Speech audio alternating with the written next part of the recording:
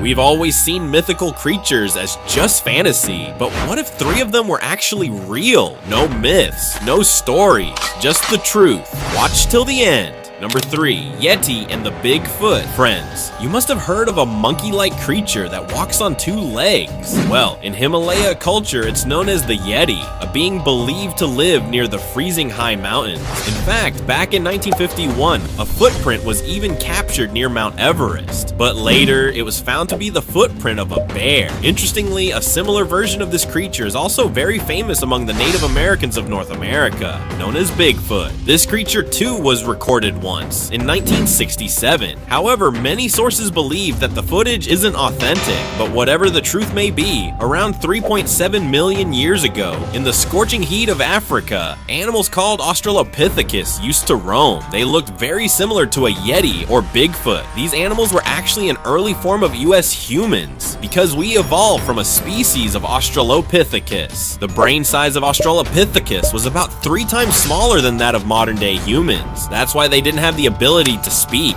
or could they make tools? Number 2, Cthulhu. Friends, Cthulhu is definitely a modern mythological creature, first introduced in a fictional short story called The Call of Cthulhu in 1928. In the story, Cthulhu is described as a terrifying, octopus-like giant monster, and this strange creature prefers to live in the depths of the ocean. Well, if you travel back to the Cretaceous period, the age of dinosaurs, you would actually find terrifying Cthulhu-like giant cephalopods living deep in the sea. The biggest example of this is Tussotuthus. These animals used to grow up to 40 feet in length. To compare, that's about the size of 2 giraffes. That's why Tussotuthus could easily hunt even Mosasaurus. It is believed that they went extinct due to the asteroid impact that occurred around 66 million years ago. Number 1, the dwarfs. Well, we've all seen dwarfs in cartoons and movies since childhood, but in reality, dwarfs are not a new concept. Their mention goes back 1,300 years in Norse mythology. Anyway, friends, around 50,000 years ago, dwarfs weren't just a part of stories. They actually roamed the earth. Here, I'm talking about the smallest human species, Homo floresiensis. You can clearly see the size comparison between them and modern-day humans. That's why it's possible they faced many challenges from animals like the Komodo dragon during their time. It is believed that around 100,000 years ago, when the famous Homo erectus arrived on Indonesia's Flores Island, due to a phenomenon called island dwarfism, they gradually evolved into Homo floresiensis. Well, if you enjoyed this video, then like the video and subscribe to the channel so that you can keep watching such interesting content.